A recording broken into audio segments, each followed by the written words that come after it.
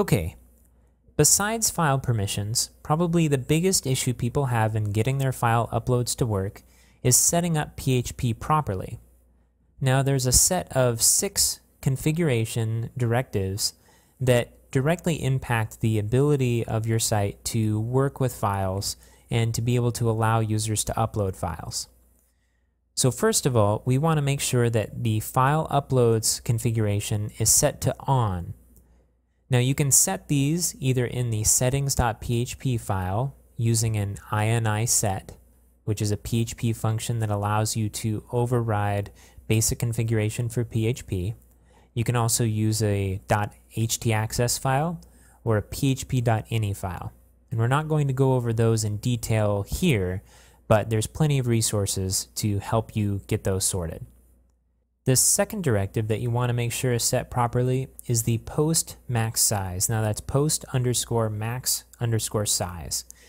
This directive sets the limit of how big a file can be when it's sent through post.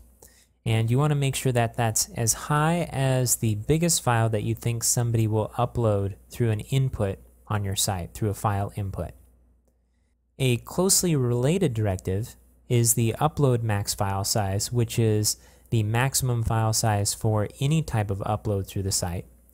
And that also needs to be set as high as the biggest file that you anticipate.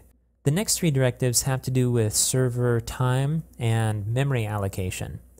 First, there's max input time, which is the amount of time in seconds that are allotted to process an incoming file. So if it takes longer to parse out a file than this is set to, then the process will fail. There's also max execution time, which has to do with how long any script in PHP can take to process. And once that maxes out, then the script just is killed and cut off at that point. And finally, there's memory limit, which is a general setting that allows a single PHP script to consume a certain amount of resources. And this is typically set to something like 16 or 32 megabytes, but you may need to set this higher if you're doing some heavy processing.